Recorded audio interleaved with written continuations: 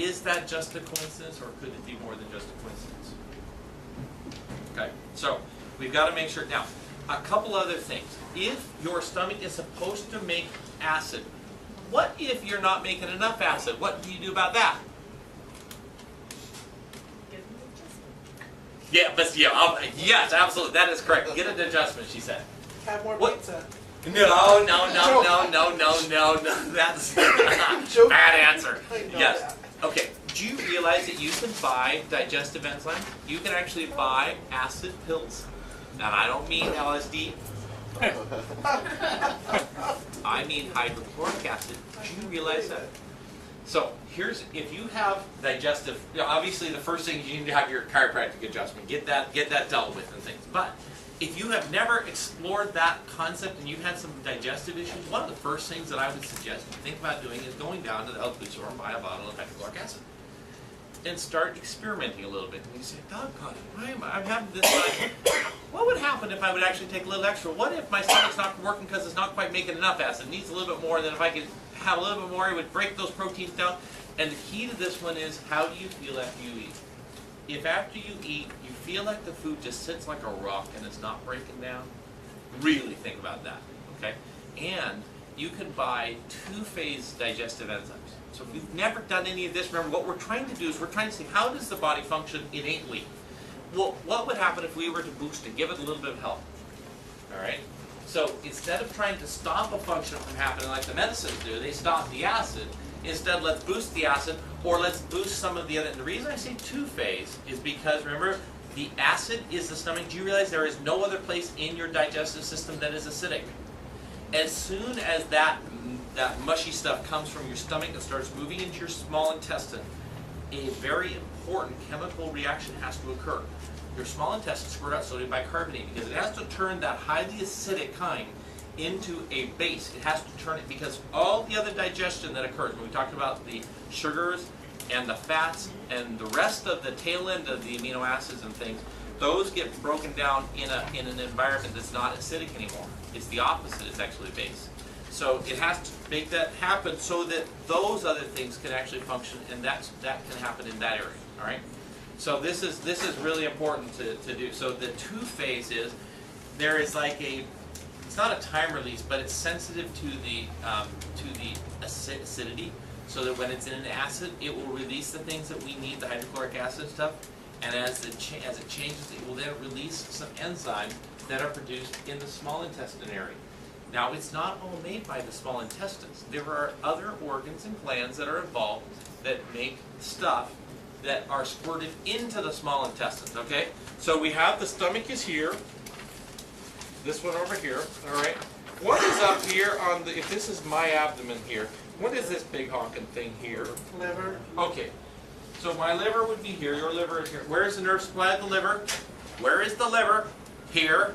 Where is the nerve of the liver? Here. All right, so T5, right?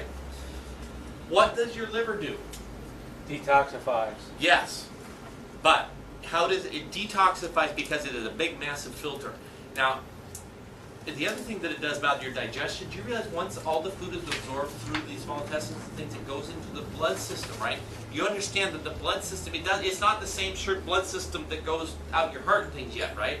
Because all the stuff, the nutrients that's in the blood that comes out of the gut has to go someplace. And so it goes into the liver. And the liver functions like the filter, and it extracts a lot of the nutrient and things like that, and then it gets funneled back into the rest of the circulatory system. So it's really interesting. So it is a filter, and it filters out good stuff and bad stuff, all right? So it filters the good, the nutrients from the foods that were just absorbed in your intestine is absorbed in there. But what else does that liver do? So it functions like a, yes, and why does, okay, did you hear what she said? It makes bile. So what is bile? Breaks down fats. Yes. All right. Now, if you think about your liver, it's like a factory that's just running 24 hours a day. Chugga, chugga, chugga, chugga, chugga. Okay, so it makes bile. Now, we don't eat 24 hours a day, do we? No. What do we tend to do? We tend to eat in meals. So, let's say, God forbid, we go to McDonald's and have fries. We shouldn't, but let's say we do that. Or let's say theoretically that we're having some chips that had some fats in them. Okay.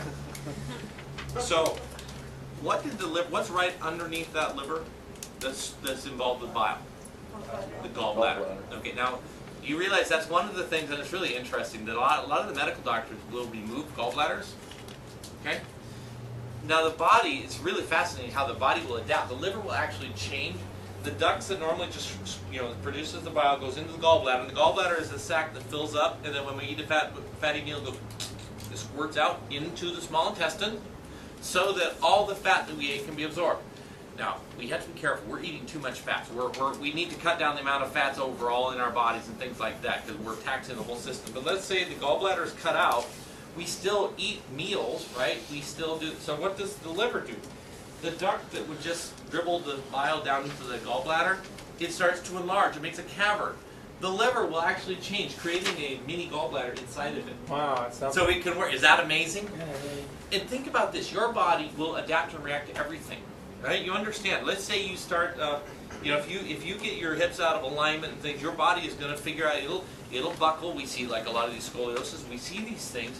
The body adapts, trying to make it so it feels like it can still function because you're still going to walk and run and do all those things. But how it got there sometimes is a problem. Okay?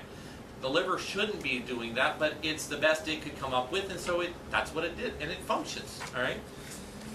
So anyhow, so the bile, basically when we eat fat, it makes the bile surrounds these fat globules so they can all be absorbed. It emulsifies the fats, and so they can then be absorbed and then broken down, which is really, really interesting. And the bile, you probably have tasted when you've thrown up and that kind of yellowish, it just tastes fat. That's bile. It's come all the way, it's like, yeah, it can really be gross. But okay, it's really important, and we need to do it. So the gallbladder and liver, those, the same thing, that would be the same region, the T5 area. Pancreas, where is that? Now I didn't draw that in here, there's just so many layers. The pancreas would kind of lay over the top of these things. And it's like a sideways, I don't know, it looks like a kind of a wide, flat sort of a thing. What does your pancreas do? Whoa, what in heaven's name is that? It produces insulin. What's that? I'm sorry. Produces insulin? Yes. Yes. Okay. What else does it make? Islet cells. Yeah, besides insulin. Huh. Do you realize it makes other stuff? It makes trypsin, which breaks down protein, and that finishes up, because what happens if you think about the protein, kind of the acid does the heavy lifting with breaking the longer chains into little chunks. Those chunks have to get broken down even farther. All right.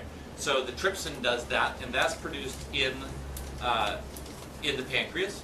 It makes pancreatic amylase, which breaks down the starches even further. It makes pancreatic lipase, which helps break down your fats. And it makes fatty acid cholesterol esterase, which digests cholesterol. Your pancreas is doing far more than just the sugar breakdown, the insulin. Right? You realize that? Isn't that interesting? And the pancreas actually kind of looks more like your salivary glands than anything. It's kind of an interesting thing. So I'm fascinated by this thing. Why doesn't these enzymes, if the body makes these enzymes, why doesn't the pancreas get broken down by those very enzymes that it makes? And it makes it in an inactive form. It's not until those things come out into the small intestines, then there are little chemicals in the walls of the intestines that activate it. And it's like, I look at this as God created us in an amazing way. I mean, to think that we can actually eat a steak and have our body destroy that steak and not us, which is kind of like uncooked steak. How can it do that? How can we eat a Twinkie and the body can extract nutrient out of it? I mean, this is just, when I was thinking about this, I was going, oh man, it just makes me, just in awe of how this works. And so when we're looking at this and trying to figure out what do we do, then let's think about how do we help this system work even